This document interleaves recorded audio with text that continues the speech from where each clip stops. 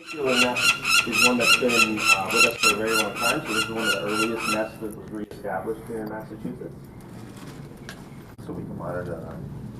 The importance of these banding programs is really, it essentially gives these birds their kind of like a name, right? So the numbers that are on these bands are what we'll use to monitor them throughout their lives. So we'll be able to get information on where they disperse to, how long do they live, where they're sighted throughout their lives.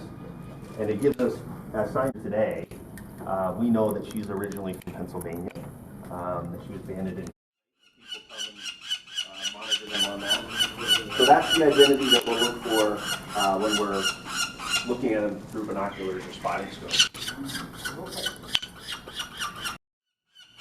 And when they, what predators do these parents have? What would get them? Like, would eat them? Or... So they're pretty much an apex predator. So they're pretty much the animal that's going to be feeding upon everything else. So peregrine falcons predominantly feed on other birds, so they're very specialized in that. That's why they've developed such a things like pigeon and starlings, as well as our state rare and endangered species act are what allowed us to institute some protection. So DDT was outlawed in the area, and we started to slowly be able to reintroduce these birds back to the landscape. This one's a male. So I don't know if you heard that from Dave, but the first bird here is going to be a male. What's the 70 over BZ. So as you watch, something else that's really neat about peregrine falcons is where we are today, right? Like, we're in downtown Springfield, so an area that you don't typically think of that has a lot of rare endangered species and a lot of wildlife.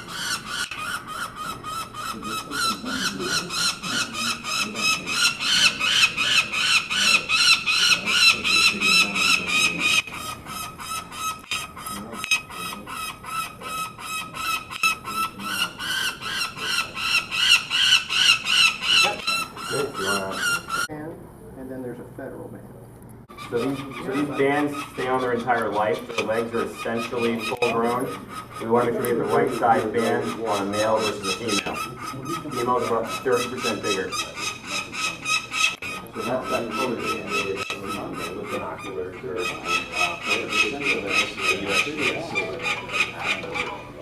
another form of ID. They live in their bathroom, so, what are you going to do? I'm sorry. I know you see him. I meant no offense. Oh, yeah. I thought they said to change this. This is a female. Last year he had lights on home, Steve, because they Yeah. Steve, do you want how much? They're 3 weeks of age, Five. and so one's the other one's Probably way have more behind. space, 3 weeks. so maybe not, but yeah, that's always a possibility. The parents carry them. He likes the escalator. Just into my gloves and sanitizer. I don't know, people are just talking rude about you. You smell, you're loud, you got bugs. Do the bands know what they're challenged? No, Or do you have no, to so put on, where like, new Dave bands? puts them on their. Oh, wow, yeah. Or something, so yeah, they'll just get. They're longer 3 weeks whatever. of age now, Pretty much the about way 5 that's weeks he they'll begin to sizes fly. them when he first puts them on. And that's when it gets interesting.